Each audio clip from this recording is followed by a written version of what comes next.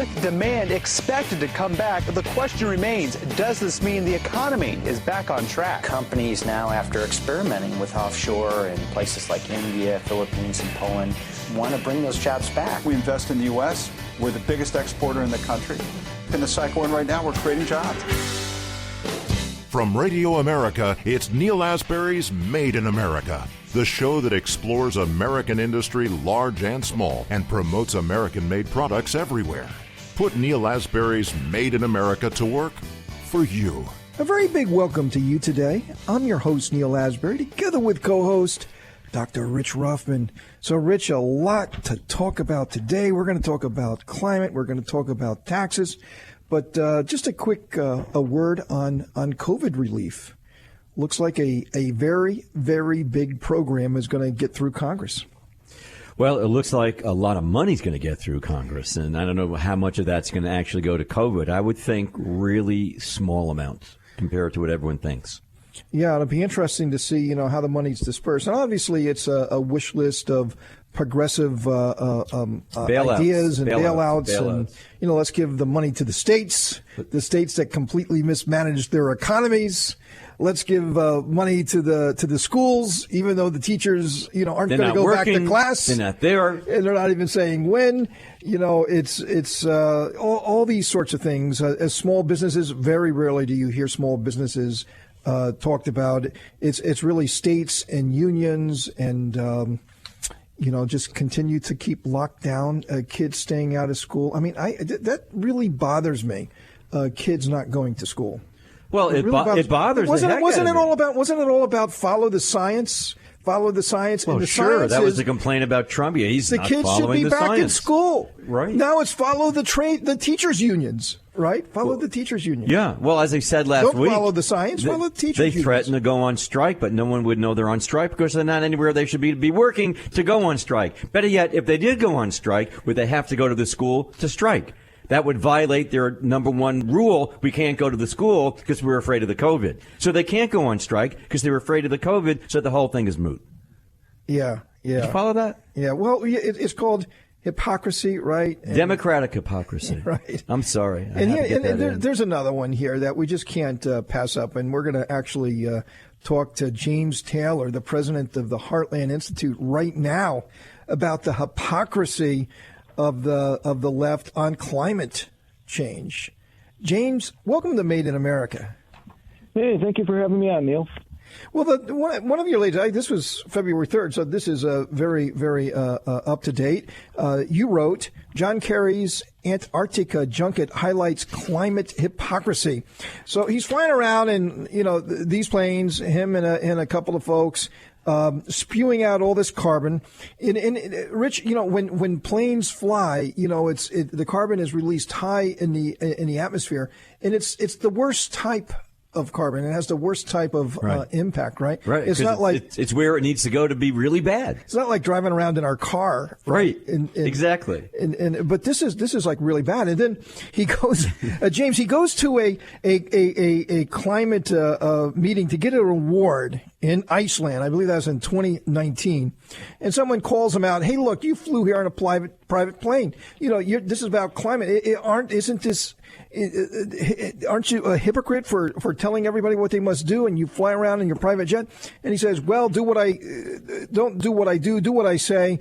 Someone like me has to do this because I'm out there as the warrior. I got to fly private jets because I'm working on behalf of the climate. So I'm not included in this. I can fly my private jets. Everybody else go pound salt. Hey, James, this really stinks. Yeah, and two things really stand out. Number one, this wasn't some type of an event where he's meeting with world leaders or delivering some information or whatever. He's accepting an award. It's an ego trip. This isn't fighting the battle for climate change if you believe in the climate crisis. This is him going up on stage to receive an award and have everyone tell him how great he is. Second, the reporter asked him about flying on a private jet.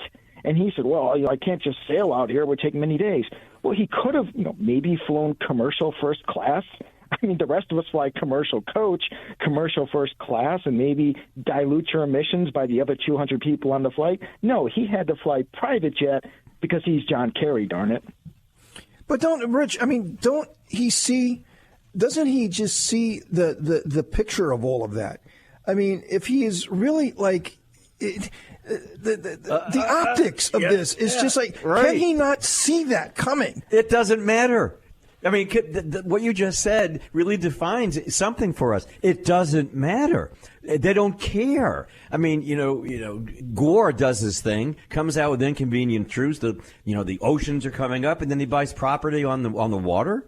I mean, Obama does the exact same. It doesn't matter because they have their set of values, and then we, the plebeians, the rest of the guys that are out there, have our sets of values. Unfortunately, ours are really on the bottom rung, and they're up there. It doesn't matter.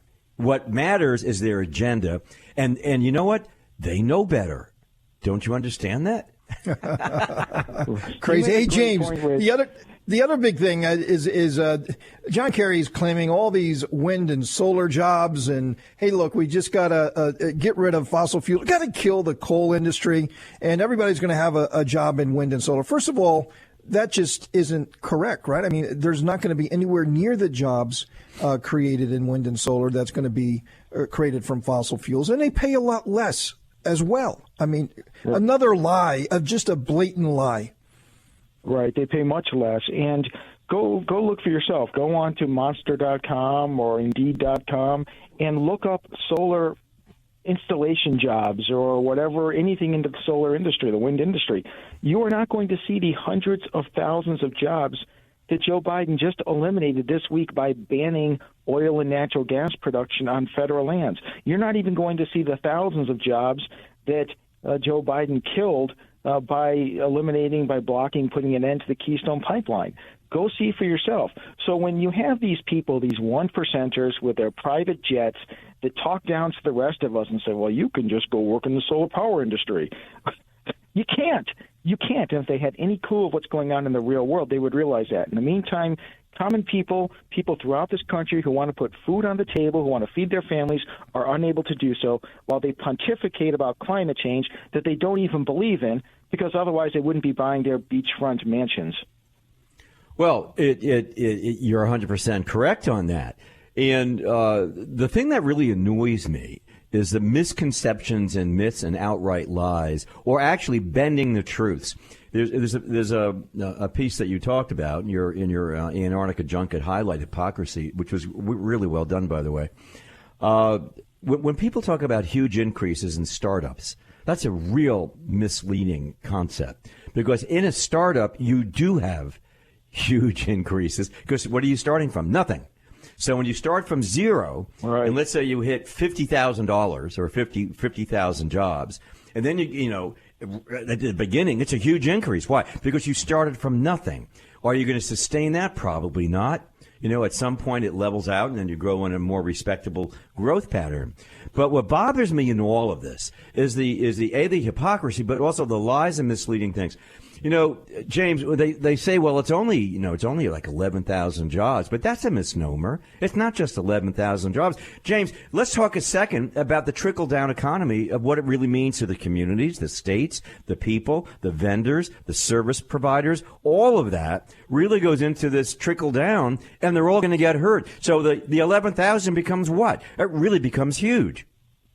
Well, you nailed it. And on top of that, when you block the efficient, cost-effective transport of oil from Canada to Louisiana, it's still going to come. It's just not going to come in an underground convenient pipeline. It's going to be sent via truck and train, which costs 3 times as much as sending it via pipeline.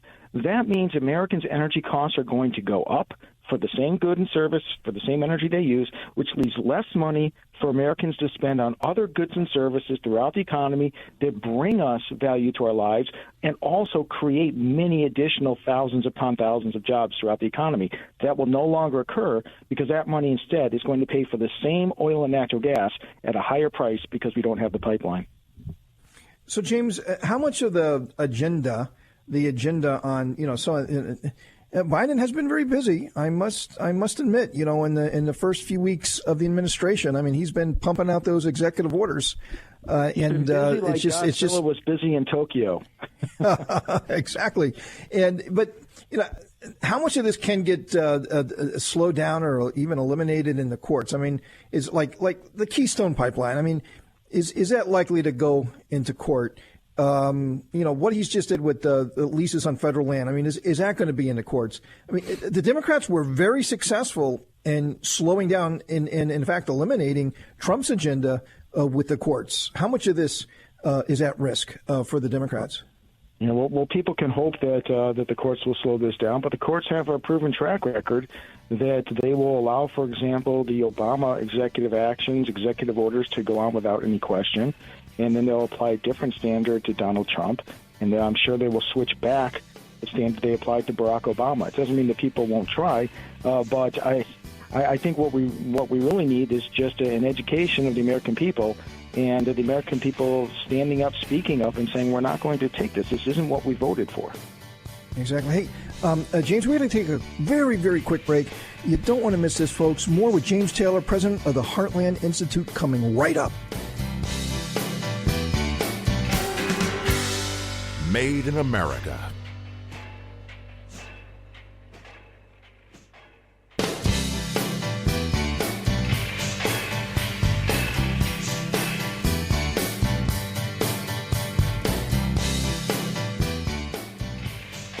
Welcome to Made in America. I'm your host, Neil Asbury, together with co-host Dr. Rich Roffman, and we are together with James Taylor, the president of the Heartland Institute. So, James, what are you thinking? What's going to come next? I mean, what the Paris Climate Accord? I mean, that's a foregone conclusion? We're going back in? Well, I think so. But, of course, it really is set up to be a treaty, and the treaty needs to be passed and approved by the U.S. Senate. So the Obama administration tried using language gymnastics to say, well, it's a treaty, but it's not a treaty. We're bound and obligated by it, but it doesn't have to pass the Senate. We'll see what happens in the courts. But Joe Biden wants us to comply with this, including all the money that the Paris Climate Agreement mandates that we send to nations around the world who continue to increase their carbon dioxide emissions. You know what I love about all of this? They define developing nations in the Paris Climate Accord, and they include in that, well, countries like India and what's that other one? China. And China is the predominant producer of, what are those things? Solar panels. So all of this gives millions and billions of dollars back to China. China, does great with this whole scenario. China actually gets redistributed funds from the United States into their coffers because they're a developing country. And that's all part of this great deal. Is that perverse or what, James? Absolutely. And we often hear about how China, the environmental left praises China for all the wind and solar equipment that they're manufacturing. And they are. But they're not stupid enough to use it themselves. They manufacture it, and they send it to the Western democracies that have laws requiring people to purchase and use this equipment producing expensive energy. In the meantime, China's economy, and by the way, I don't fault them for it because this is how things really should be running, is running on inexpensive conventional energy. And they get the competitive advantage as we incrementally increase, by law, by mandate, the share of our economy that's powered by expensive, inefficient wind and solar power. Yeah, and incredible. And what to kind of switch gears for a moment, what comes next, though? I mean, where is this whole energy agenda going with Biden? I mean, we're only in this for less than a month. I mean, what is the next thing that we're going to wake up to? Right. Well, as he said, his goal, his long term, it's even not that far in the future. It's more a midterm goal, is to have no carbon dioxide emissions from energy usage in the United States. So when he says, I'm not banning fracking, well, he may not ban fracking as a specificity, but when you are banning energy that emits carbon dioxide emissions, you're banning anything that fracking produces. So you're in effect banning fracking. Unless the American people step up in the 2022 midterms, the 2024 elections, or unless the Biden administration changes course in its policy proclamations, we are heading for a train wreck. And that's going to be very difficult throughout the American economy. Well, that would be really bad for Burlington Northern because that train's going to be carrying all the energy from Canada because Berkshire Hathaway was making a bloody fortune along with the Obama administration, doing this. You know what I find interesting, James? You know, when Obama was involved in this, and ironically, the Obama EPA is the one who certified the Keystone Pipeline. Remember, they went to court, they had to do the study, then they did another study, then they went to court and they did another study, and they finally found out that really it doesn't impact, fossil fuels going through the pipeline does not really impact the climate, as opposed to... Or the environment. Yeah, the environment, right. The sensitive wetlands. Right, it has great technology, it's double, triple sealed, all the stuff, yada, yada, yada, all right? So I, in those days, I was enthralled with John Hofmeister from Shell. And I read everything he did and look at all his YouTubes and stuff like that, which he'd probably be taken off YouTube right now. But he wrote a book, Why We Hate the Oil Companies, Straight Talk from an Energy Insider. And he was making it very clear. Listen, Shell was very interested. BP, very interested. All those big guys, Mobil, Exxon, all very interested in alternative fuels. But they only provided at the time 5 to 8%. So we're not ready for it. So, James, what's going to happen if the Biden crazies and all the others on the left and the Bernies and the AOCs and the far to the left progressives get their way and we start dropping out like flies? Oil's at $60 a barrel right now. Where do we go with that? We don't have the energy to keep this country going. Right, and that's exactly the point. And I guess today's politicians, Joe Biden and others, will be blissfully out of office at the time, and we'll turn it over to others to clean up the mess. But you simply can't get there. And if we tried to get even close, we would unfurl just economic devastation on this country. Well, you know what's really sad? We can't even tar and feather him because we'd have to use fossil fuels to do it, and we won't have it. Yeah, that is true. But... yeah, so James, you've been a great guest. I just want to kind of sum this up by saying I remember the 2014 midterms very well, and that was after Obama was 2 years in office. It was the 2010 midterms after he was 2 years in office. Right, exactly. In 2008, so it was 2010. Big loss for him. And one of the things was his energy and climate policies. I mean, it was like an historic election. The Democrats lost big because of their energy policies. And I think they're setting themselves up for the same thing. But, James, great guest. We really appreciate you here. I know you got a really busy schedule, and we hope to see you back here real soon. James Taylor, president of the Heartland Institute. Thanks, James, for coming on the show. Thank you, Neil and Rich. Coming up, we have Chris Edwards from the CATO Institute, and we got to talk about taxes. Taxes and more taxes coming at us. You don't want to miss it.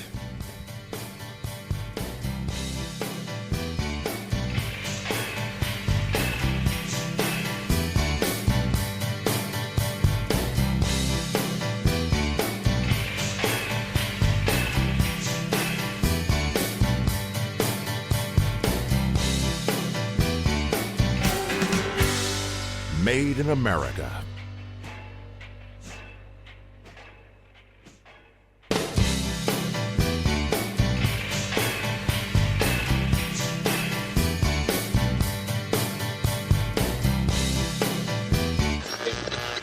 Sharply higher at the open, stocks continued to perform well over the course of the day Tuesday. And I think that bodes well here over the next couple of years for having bigger demands coming to this country. Now, more of Neil Asbury's Made in America.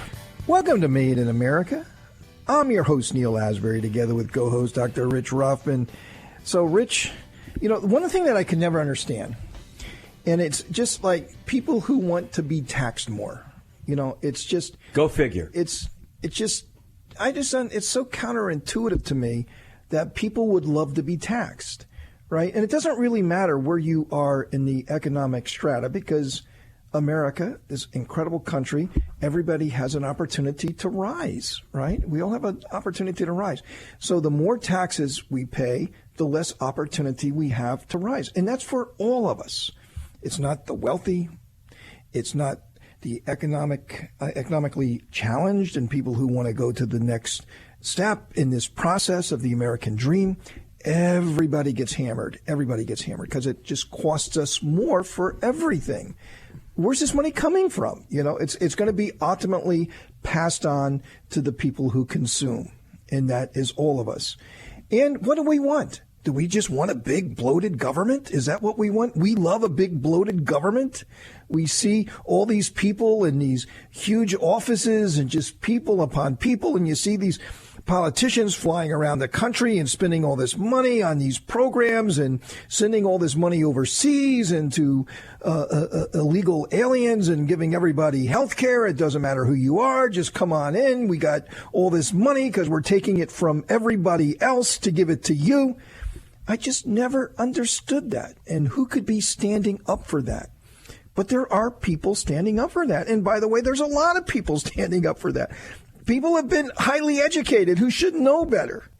But yet, that seems to be the folks that we just elected. And they're now taking their offices in the American government in very elite positions, and they're forcing their tax policy on us. And it's ugly. So, Rich, having said that, I'm going to introduce our next guest, Chris Edwards from the CATO Institute. Chris, welcome to Made in America. Hey, thanks a lot. I completely agree with your opening comments there.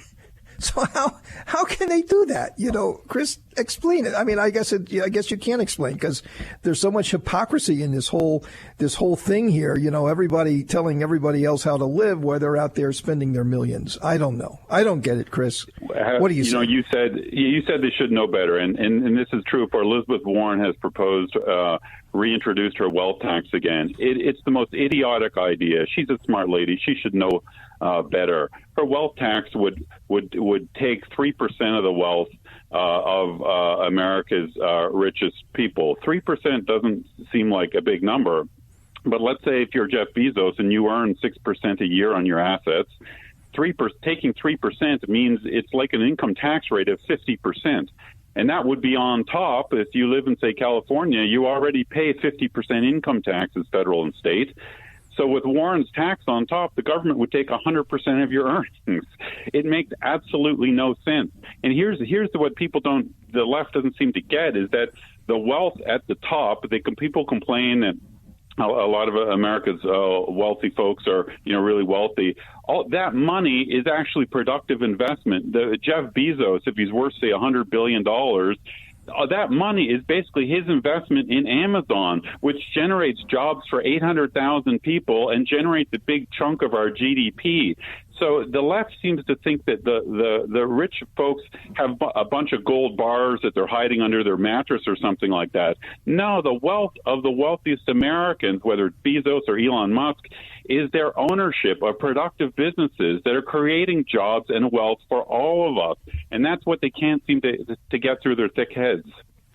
Well, the problem is the majority of Americans really a couple of things, don't understand exactly what you're talking about. They really don't understand the tax code, except they're fed the myth that it's very unfair and that the rich people are just making way too much and you're not making enough. And it's because, they don't get taxed enough. So a couple of things come in play. One, they don't understand the tax code. For example, when they were complaining about Trump saying he paid no taxes, but he paid $24 million in the alternative tax rate, which he did.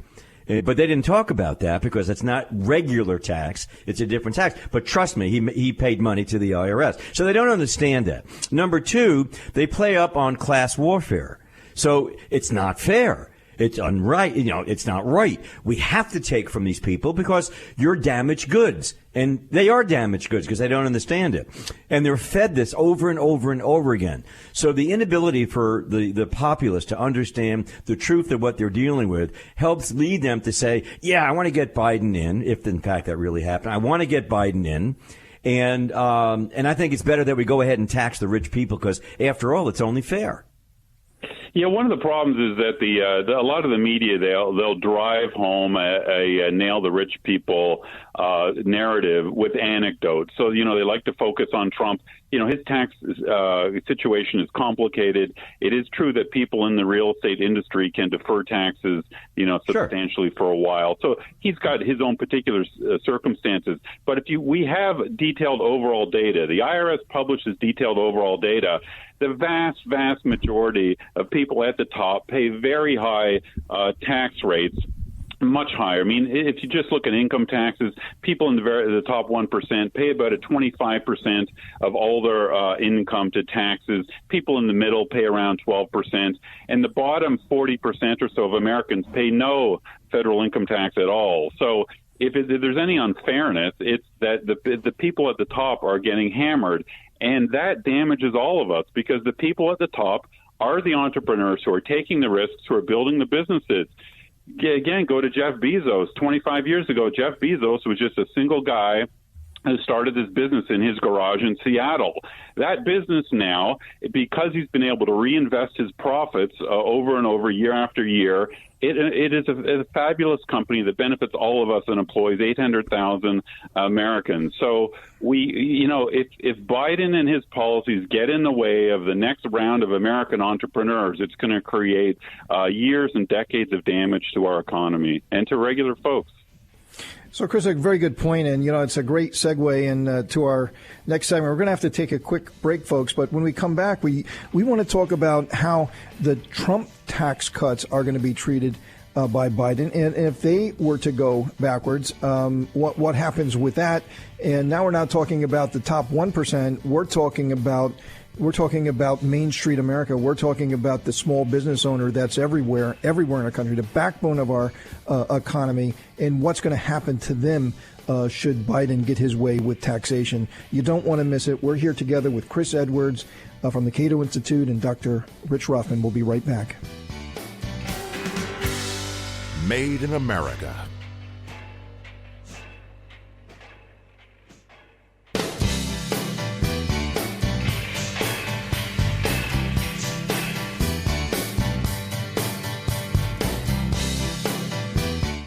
Welcome to Made in America.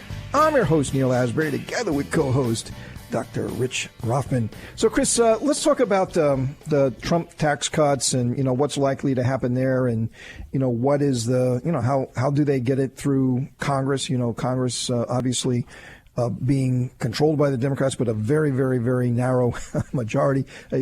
Kamala Harris she did it this week. She just broke the first 50-50 tie. I suspect we're going to see a number of those. Where's Joe Manchin? Where's Joe Manchin when we need Joe Manchin? I mean, I don't know. Joe let me down this last week, and, I hope he's going to show up like he says he was. Hey, look, we're going to be bipartisan here, and that's the one thing I can promise you, until he got his arms twisted by the Democrats, and he seems to have fallen right into line. But that's Joe Manchin. Not good, Joe. Neil, that's Joe Manchin. Hey, look, Grover Norquist told us just a couple of weeks ago that don't count on Joe. That's right. Joe talks the game. Well, look at his record. But he caves every time to the Democrat caucus. Anyway, that would be a... Yeah. So, Chris, let me ask you that. Let's stop there for a second. Yeah. What do you think about old Joe, man? Can we count on Joe to slow this train that's going to slaughter us all? He's an interesting guy. As governor of West Virginia, he was actually very good. He was a very good governor in terms of pro-market, limited government economic policies. Federally, you're right. He talks a good game, but we're going to have to see how this plays out. He is a very important character. With the Trump tax cuts, here's what happened. I mean, during the campaign, the Biden campaign played a very cynical game. On the one hand, they're saying, we're only going to tax people over $400,000. We're only going to hike taxes on people at the top. But at the same time, they were saying we're going to repeal all the Trump tax cuts. Most of the Trump tax cuts went to the middle and the bottom. Indeed, the Trump tax cuts, the media has been pushing a false narrative on this the whole time. The Trump tax cuts were actually roughly equal percentage cuts across the board. And yes, it's true that because people at the top pay a huge chunk of all their taxes, they will get substantial tax cuts. But in percentage terms, the Trump tax cuts are equal across the board. So if Biden is going to repeal all the Trump tax cuts, there's going to be a big hit for middle-class Americans with higher taxes. So we don't know how that's going to play out. But, the Biden tax hikes on businesses, small businesses, big businesses, high earners, that's going to hit all of us too. I mean, people don't think that corporate taxes affect them, but you know what? But they really do. If you hike taxes on Apple Corporation and Microsoft and Tesla and all these other great American corporations, they're going to move their factories and their semiconductor plants and their facilities abroad. No one has to locate in America today. They're all big business are only going to locate here if they can get a good deal, and we provide an inviting environment. If they move offshore, it's going to ultimately hurt American workers. We're going to lose job opportunities, and that's just a reality that the left doesn't seem to get. Well, that's exactly correct. And when we have a much higher tax rate than, for example, China. Well, let me tell you, China. Places. Let me tell you, China. The effective tax rate, the tax rate in China is 25%. But if you are a technology company, and anybody can apply to be a technology company, and that doesn't mean you're a high tech company. It's 15%. That's right. The tax rate in China is 15%. So how do we compete for with many that? companies? How do we compete with that? So you got all these folks here in America saying, look, we're gonna, we think it should be 40%. We think it should be 50%. And beyond that even. But there are a lot of people in the Democrat Party who is on this thing for 40 to 50%, and you got China down somewhere between 15 for many companies, up to 25%. And then they look around and say, why are all our companies going overseas? That's right. So Trump dropped the federal corporate rate to 21%, but California loads another 9% on top of that, so up toward 30% for corporations located in California, our great high tech companies. But you know what? The global average corporate tax rate today is only 24%. So even with the Trump tax cut, we're actually above the global average. All our trading partners, a lot of our trading partners like Britain and Canada, Mexico, have lower corporate tax rates than we do, even now. So I think, the Democrats, they may make this giant blunder and hike corporate taxes. I think in the future, the mistake would be so evident and obvious that it would be repealed. So, we shouldn't waste our time on that. It's a stupid policy to raise our corporate tax rate. It's really sad that if we were to alienate our incredibly high-end inventors, that inventor elite, the wealthy class, like Elon Musk. Look, take a look at a guy like Elon Musk, who's one of my heroes. I happen to love watching Elon Musk. I think the guy is so charismatic. He's taking us in so many different directions with incredible technology, including back into space with incredible product. That's coming from the private sector. The private sector group that's producing that are these incredibly wealthy, smart individuals. It's not the average Joe and Jane. They're going to work for these organizations. And think about the awesome pharmaceutical companies who are, while the government has bungled COVID-19 response in a lot of ways, our brilliant pharmaceutical companies here and in Britain and other places have really come through with vaccines and therapeutics and other things. So, you raise corporate taxes, you're hiking taxes on pharmaceutical corporations so they have less money to invest in research for the next generation of, all kinds of drugs for cancer and all kinds of other things. Correct. Raising business taxes doesn't make any sense. Chris, I agree. Well said. And Rich, thanks for your comments. A great time to catch up with you, Chris. Thanks for being on the show. Chris Edwards from the CATO Institute. Thank you. Coming up, Dr. Rothman and I are going to have some final thoughts for the day. Rich, I just can't believe we're to that point. But, folks, we still got a lot to talk about. Stay with us.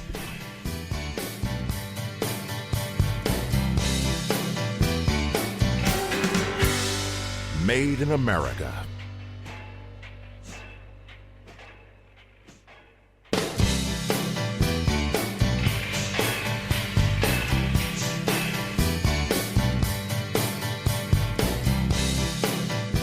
Welcome to Made in America.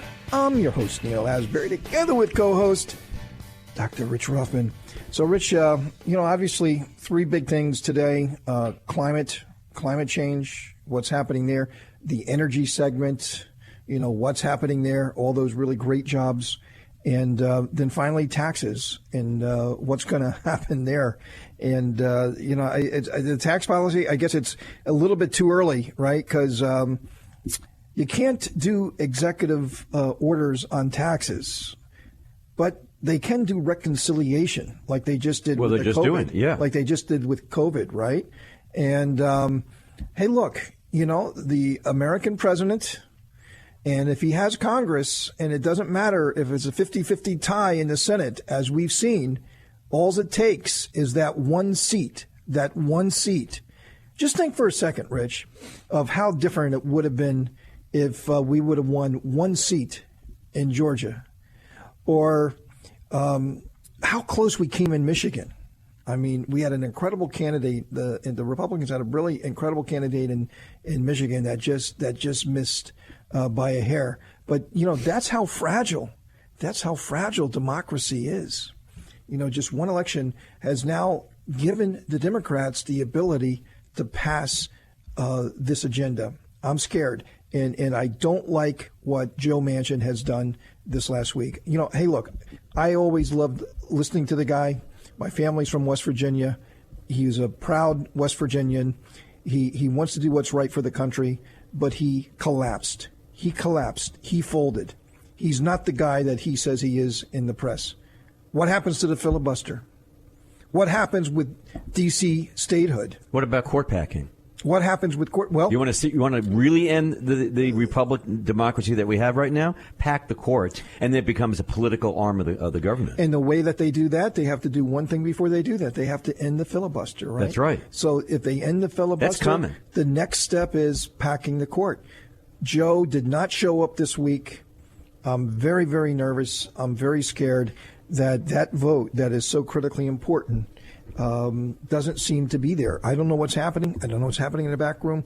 But, Joe, if you're listening, if you have friends of Joe out there are listening, let this guy know how important he is. He knows how important he is. But, boy, stand up for what you believe in. Don't be railroaded. You were railroaded. Please don't be railroaded. Be the person who you say you are. Stand up for us. Stand up for what's right. Well, yes, and I have to tell you, I mean, I've been watching Joe Manchin for many years now, and you're right, he was a good governor, but he's not the same person today. None of the Democrats are the same person today. I don't even think we understand the pressures, the threats, the discussions that are happening in the back room as you just described. They have to be very vicious. Because we're in a very vicious cycle.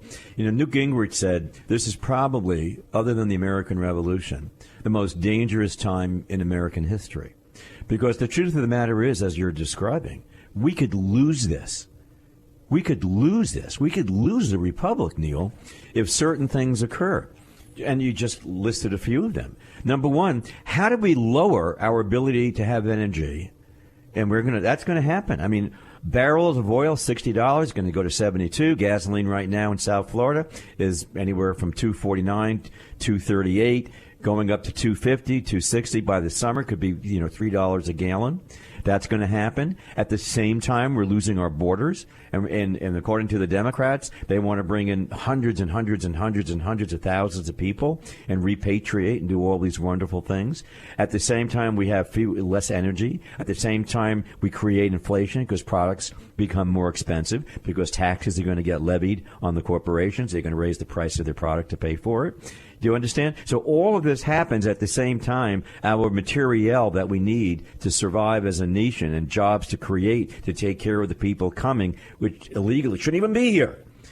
All of that leads us to an environment that is beyond scary. And America, as you just described, has to wake up. And you have to understand there are severe consequences of voting for the wrong people. Believing the myths that were put out there, which they can't help because the media wouldn't let the truth out. So time will tell. We have to have patriots. We have to have people who are willing to go out in the snow in Valley Forge and fight for what was the dream of America, because the dream could turn into a nightmare in just a mere few months or a year or two. Well, Rich, you're going to have the last word today. And thanks for being here. Great show. We had great guests. I really enjoyed our discussion. But unfortunately, we're out of time. But we're going to be back again next week for another adventure of Made in America, where we never stop fighting for your jobs.